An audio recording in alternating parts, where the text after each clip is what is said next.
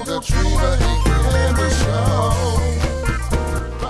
Welcome everyone to an exciting new episode today. It's the Treva and Kevin Show. Yeah, good morning, and we're glad to see you. So it's so much fun. And Kevin, I like to say it's the best show on the planet. You always do. And so many of our viewing audience, they call it, and we want you to call. That's Let right. us know when you see us out.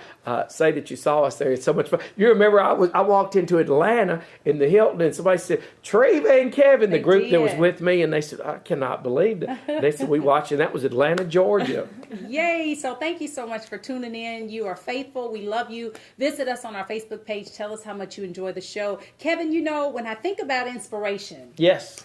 A lot of people come to mind. Yes. Many people. Well, there's one person who comes to mind, and we've titled this show, People Who Inspire. And Treva, here's the truth is you're going to be moved out of inspiration or desperation. Ooh. One or the other. Yes. And I want to be inspired. Yes. Well, a young lady who is with us today, her name is Andrea Thompson, and she's a business owner, and the name of her business is Advocate Against Violence. So we want to welcome Miss Thompson to our show. Yes. Hello. Thank you. Yes. Hi. Nice Happy to be see here. you. God Thank bless you. You look very beautiful today. Thank Very you. bright. Wearing the Come on. colors from my logo. Yeah. I have heard so many great things about you. I see you on Facebook. You are an inspiration, a motivational speaker. You encourage women.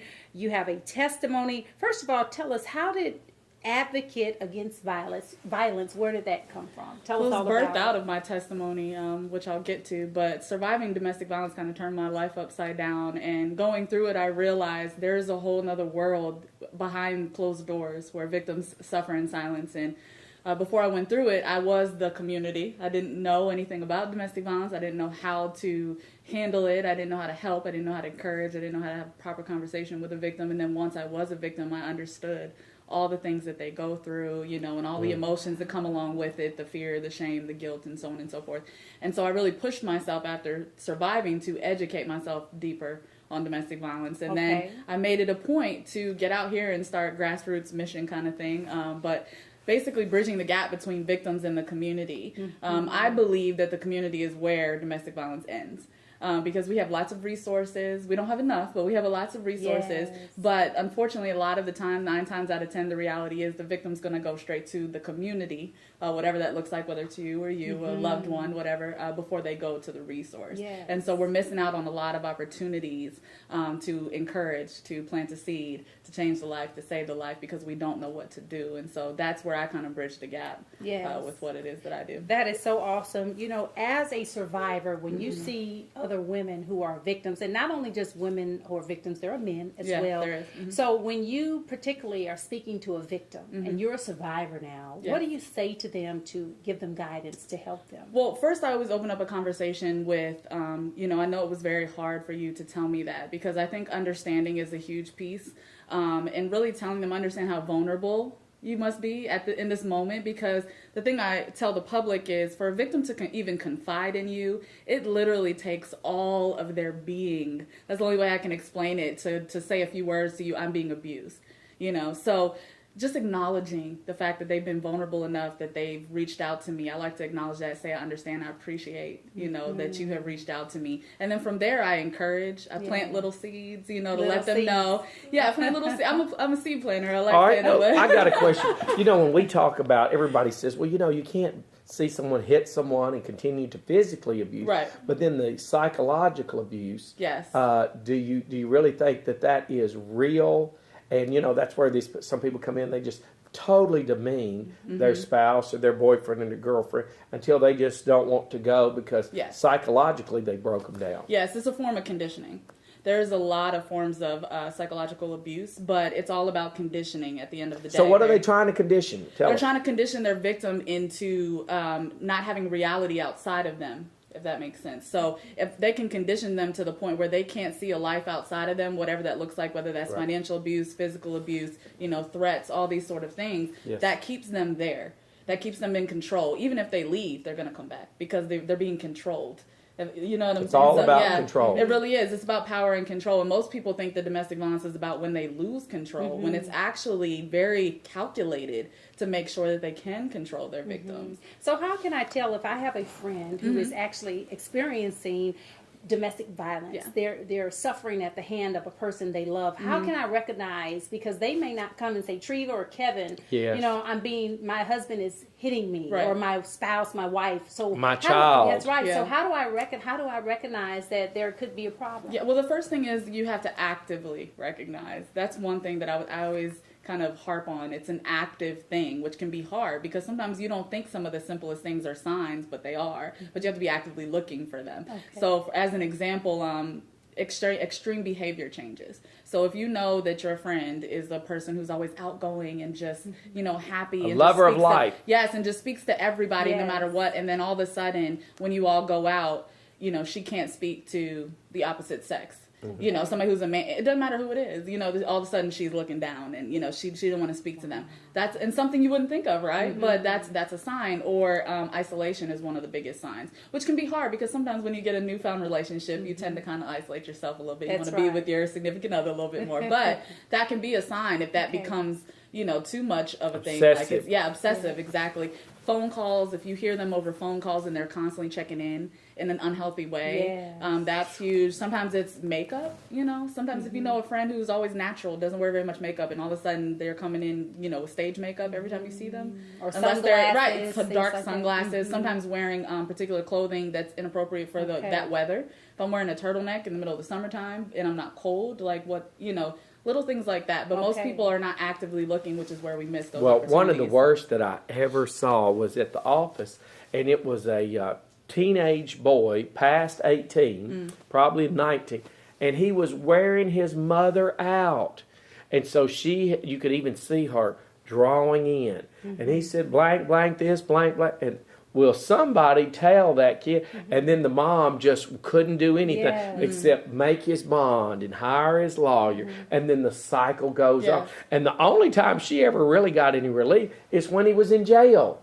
Because, he was Yes. so abusive. Yes. So what do you do if they don't report that the situation is happening or And occurring refuse in to, their yes. home? They refuse help. Yes. So do I overstep my boundaries and do I reach out to authorities, or what should I do? No, so that's the hard part, especially if it's somebody you know and love. That's what most people face. Okay. Is that when it's a person that you know and love, your immediate thought is you got to get out. I'll help you. I will Whatever. help And you. 9 times out of 10, again, a victim is not coming to you to say, "Help me to get out." Yes, because that's true. Yes. The reality is they are not ready or able to get out right then and there. It's always a process and a plan versus a decision followed by walking out the door. It never Yes. works like that. It never works It like never that. works like Wow. that. So unfortunately, you as the person who may be helping has to be patient. Encouragement is one of the biggest things that you can do. Understanding that self-empowerment takes time. Planting those seeds. I'm telling you, it's all about seed planting. You just, over time, you plant those seeds. And what you do is, instead of focusing on them leaving, you focus on what opportunity was I just given in this conversation to plant some seeds, and what that looks like is, let me teach you how to minimize the abuse while you're still in it. That's good. And then let me I teach- hadn't heard that. I heard, Yeah. and, even going back to this mother, she's scared if she calls the police, well, he's in trouble. I love him so much. Yeah, and then they feel remorse. Yeah, and because- then if I Yes. call the police, they're going to arrest him. Then I'll have to pay his bond, and I'll have to Yes. get so it still comes back Yes. on me, and Yes. he'll be mad, Okay. and he'll tear up the inside of the house. Yes. I even went into a fine home here in Clarksville, and they had 2x4s hammered on their doors, and they were embarrassed. I said, "What is that?" And they didn't want their child to break in and steal. Yeah. And they don't want to report the stealing Right. because it gets, and so those kids are psychologically abusing the family. Wow. And that's another thing. You have to be careful not to get emotionally attached to the situation, no matter how much you love the victim. Okay. When you get emotionally attached is when naturally frustration sets in, and then eventually you're like, I can't deal with this anymore. Like, Yeah, I I'm want done. out. Don't call me. When, Yes, I want out. It's just Come on. natural to do Yes, that. Yeah. yes. So what you have to do is emotionally detach yourself from it when you go into it. Like, don't even go into it focusing on they're going to leave because they're not.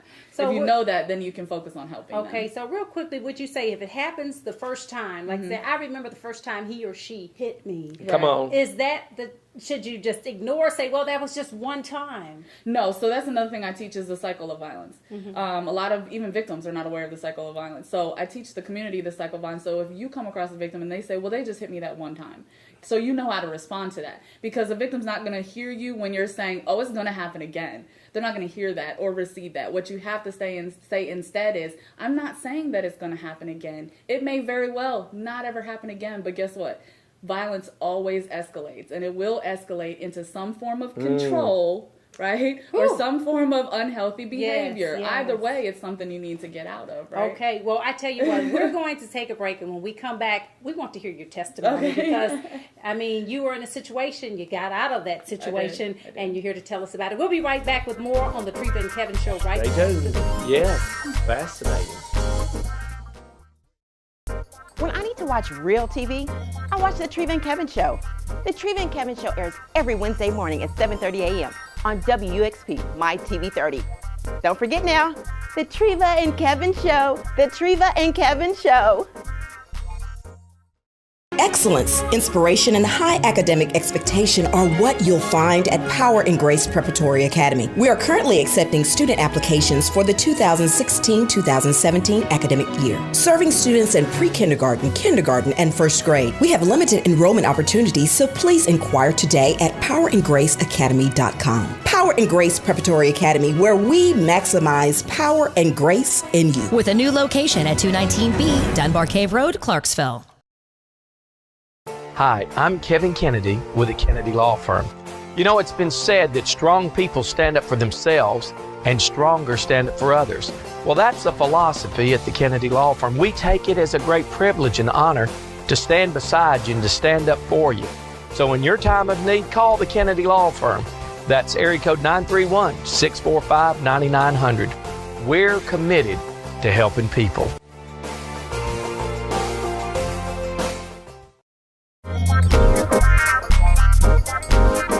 It's the Treva and Kevin Show.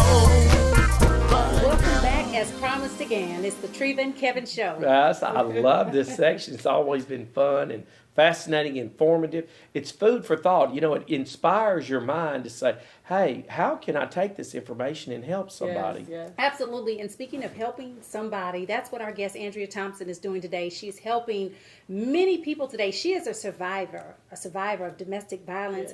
And you have a testimony. Will you share with our viewing audience what happened to you? Tell us. It's a long testimony, but the condensed version is, like many people, I was broken from a young age, dealt with a mother who had been molested as a child, so she was physically there for me, but not quite emotionally there the way that I needed her. I didn't have a father who was there, and I dealt with death in my family at a very young age, which I wasn't prepared for or talked to about, and so I grieved improperly. That turned into my mother trying to commit suicide when I was 11. Didn't deal with that properly either because I was never talked to about it. So these things just piled one on top of the other. And so, again, emotions weren't handled properly because nobody was talking to me. And so when I hit adolescence, I got into a relationship. And that's where I decided that I could just pour all of me, what I had been wanting to pour into somebody else. I poured it all into a relationship at 14 years old. And so what that ended up doing inadvertently was I found my identity in the relationship. And so I did not, eventually over time, that developed into a habit and a fear, a very serious fear of being alone. I could not function outside of a relationship. And I got married at 19, which was a verbally abusive relationship, got divorced at 21, and then another relationship, and so on and so forth. And all the way up until I was 28. I called myself trying to move back to Maryland, where I'm from, to get my life together, so to speak. But I was really running from my problems at the end of the day, and got out there. And 2 months later, met a guy. Of course, that fear of being alone set in, and I met a guy, and this time he was an alcoholic. And so, again, as we women do, because we're nurturers, I was thinking I could help him. I could just love him out of alcoholism, which doesn't happen. But so the domestic violence presented itself, and it presented itself in a way that was very subtle at first, which also happens to most victims. It's so subtle at first, you excuse a lot of the behavior. And so I excused a lot of it because I wasn't actually hurt, so to speak. But he was still pushing me up against walls and grabbing me a little too hard and chasing me around rooms and making me feel fearful over a lot of things, very possessive.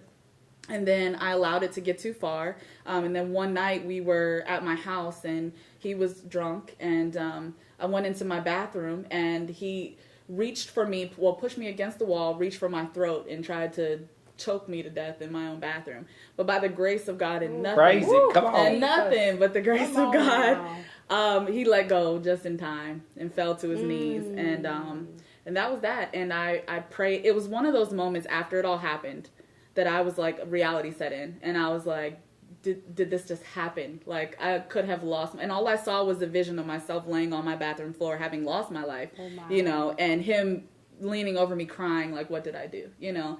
And so I was like, this is real. Like, I can't keep doing this. And it was one of those moments where I feel like I've been running from God for quite some time.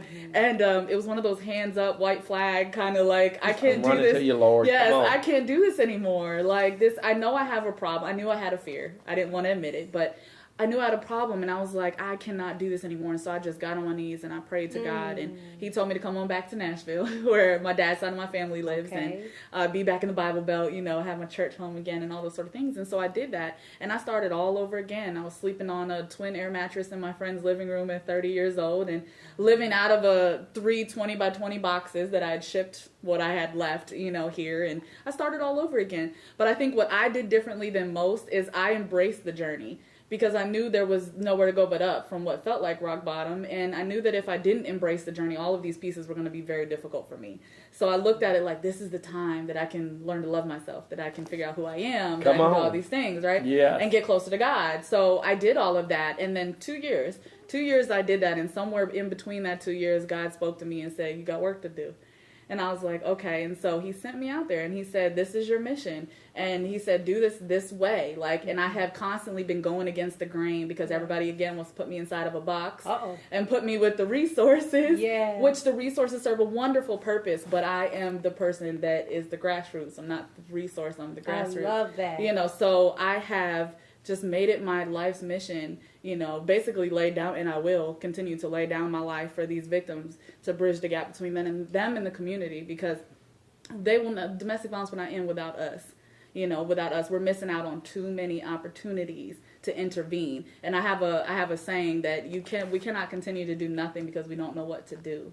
And that happens a lot in a lot of issues other than domestic violence, often, right? All across the world. And so I'm trying to get out here and just educate people, because I wasn't educated myself, you know, and educate women and support them and teach other people how to support them. I love that. Yeah. Well, Ms. Andrea Thompson, you are doing a remarkable job. All of your information is on our screen. And so we want you to follow her, tweet her, message her. However, you need to get in touch with her. You're available for speaking opportunities. I am. Speaking of that, she will be with us in Clarksville June the 30th. We're having a celebration for our leading ladies, and we're celebrating 6 survivors of domestic violence, and you're one of them. And so we want to just thank you for being alive to tell your story. And we thank you so much for all you do, and you keep shining, young lady, okay? Thank you. You are an inspiration. We'll be back with more of the Treva and Kevin Show. Stay tuned. Right after this. Thank you, Andrea. Hi, I'm Bruce Kennedy with Fountain Gate Ministries, and we, the family at Fountain Gate Ministries, we love the church. In fact, we are an extension of the church. My wife Robin and I have been traveling and singing for years, doing revivals, vacation Bible school kickoffs, building dedications, and all kinds of services. We would love to have an opportunity to serve you at your church or one of the other artists with Fountain Gate Ministries. So if you need special music for your event, please give us a call at the bottom of the screen. God bless you. Excellence, inspiration, and high academic expectation are what you'll find at Power and Grace Preparatory Academy. We are currently accepting student applications for the 2016-2017 academic year, serving students in pre-kindergarten, kindergarten, and first grade. We have limited enrollment opportunities, so please inquire today at powerandgraceacademy.com. Power and Grace Preparatory Academy, where we maximize power and grace in you. With a new location at 219B Dunbar Cave Road, Clarksville. When I need to watch real TV, I watch The Treva and Kevin Show. The Treva and Kevin Show airs every Wednesday morning at 7:30 a.m. on WXP, My TV 30. Don't forget now, The Treva and Kevin Show. The Treva and Kevin Show.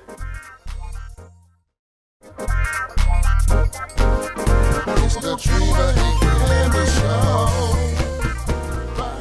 We're back, and it has been a remarkable show about people who inspire, It Kevin. has been, and we love people that make a difference That's right. in others' lives. And, you know, when you get up and hit the ground tomorrow, Yes. can you touch some people's lives? Would you be able to change the world? You know, we've always said you can make a difference. Yes. And I want my life to count for him. I sure do. I want your life to shine for him. Shine bright. That's right. Amen. Just don't shine, but shine brightly. Amen. And so, Kevin, as I reflect, it's nearly 2 years. I of know. our I cannot show. believe it. It's reminiscent when you first brought these people together and say, hey, we've got an opportunity. I said, unbelievable.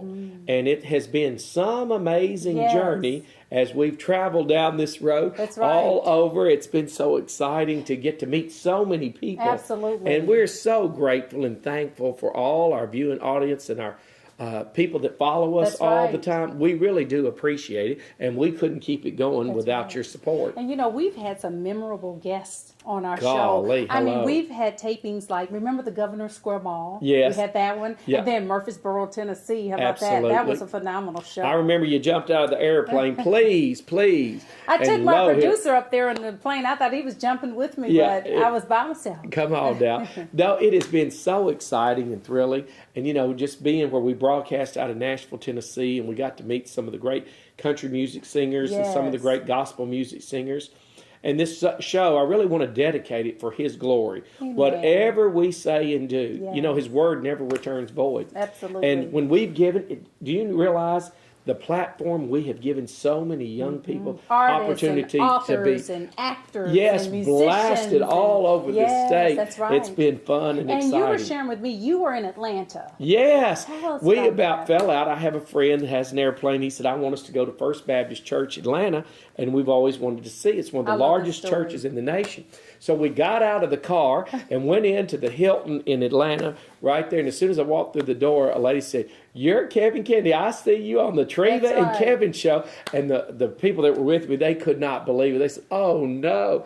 And so, you know, it's amazing how other networks pick up our show and it goes and they see it You never everywhere. know where it goes. And we don't have control over that when it takes off. And you know, Kevin, we've had guests. Remember Dr. Bobby Jones? He's been on Wow. our show several times. You know, when he I think watches about the show regularly. Bobby, and we love you, Bobby, he has been such an inspiration Yes. from a guy that just came from nowhere to explosion. That's he is right. really the celebrity among celebrities. That's right. And he ran his TV show. We'll see Absolutely. how good you can do, Tree. Oh, my When he goodness. ran 30 years. 30 years. 30 years, longest You have to running keep going TV. and growing. Yes. And what about the time when Wes Morgan stopped by? Man, Wes Morgan, we've had some of the most profound moments. Trey Corley. And the time stopped when we've had the ability and the opportunity just to rub shoulders with Yes. people who change the world. Now, I have a trivia question. A question. ahead, Do I'm you listening. remember our very first guest? I can't remember the very first one. Tell me.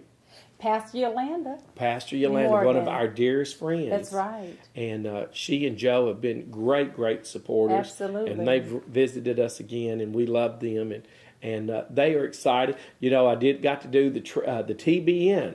Trinity broadcast, which You was sure real did. big. That's right. And that goes back, it was so funny. We were in Detroit, and she said, well, I'm out of Hendersonville, Tennessee. And I said, well, I'm out of Clarksville, Tennessee. That's And she right. said, let's do the show. And we got to do That's it. And right. it was Now, fabulous. Kevin, you've been in television for a lot of years. Yeah, number of over years. 30 years Over 30 now years. with a God and Country show. Now, we what is started that out show with- all about? It's all about our country, and we sing patriotic songs and bring preachers in. And for 30 years, I have Okay. put that show on. Wow. And it started, you know, when we started, we had one camera, and now we've got multiple cameras. Absolutely. It's not where you start. It's where you finish. Come on, you learn that And from I can Kevin do all C. things. through Christ who strengthens us. That's right. It is so true. Now, we're going to show a clip at the end of our show. Oh, please. Something about some dancing. I cannot believe that. Treva got a little hold of some Dance with the Stars. It's a little amateur video, so it may be a little hard to view.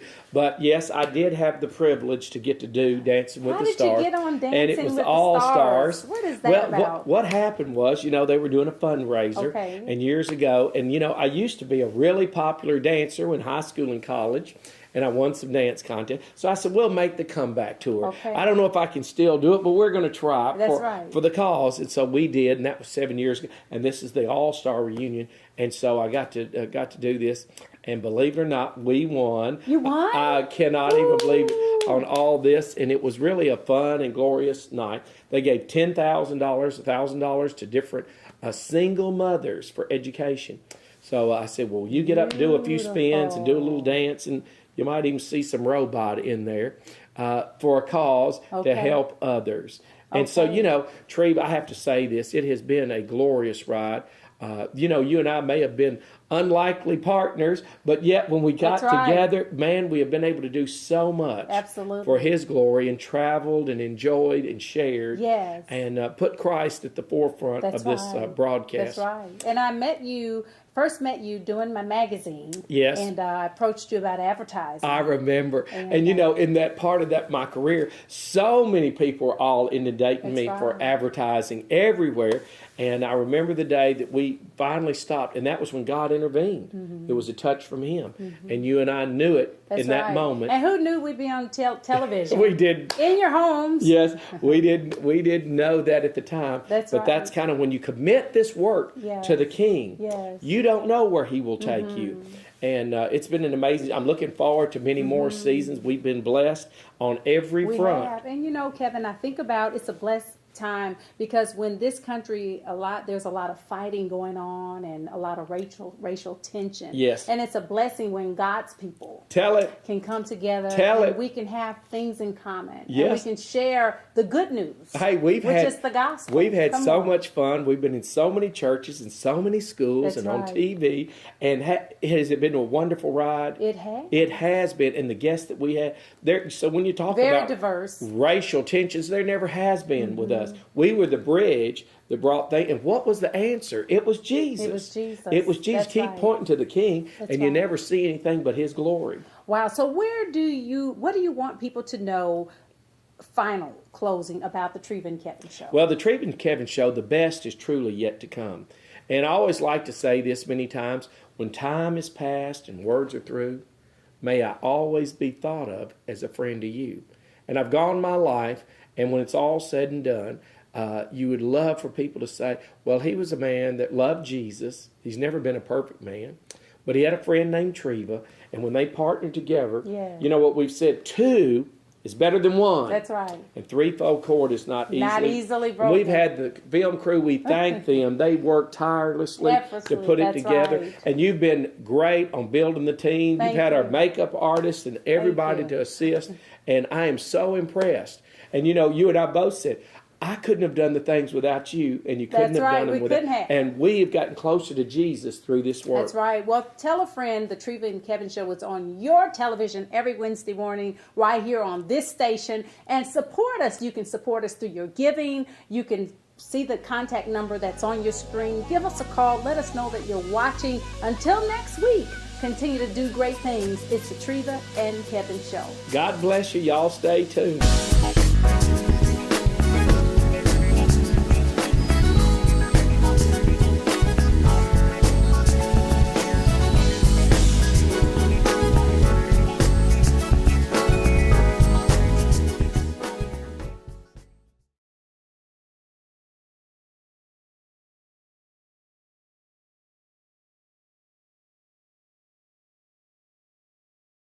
Scene 1, take 2. And action!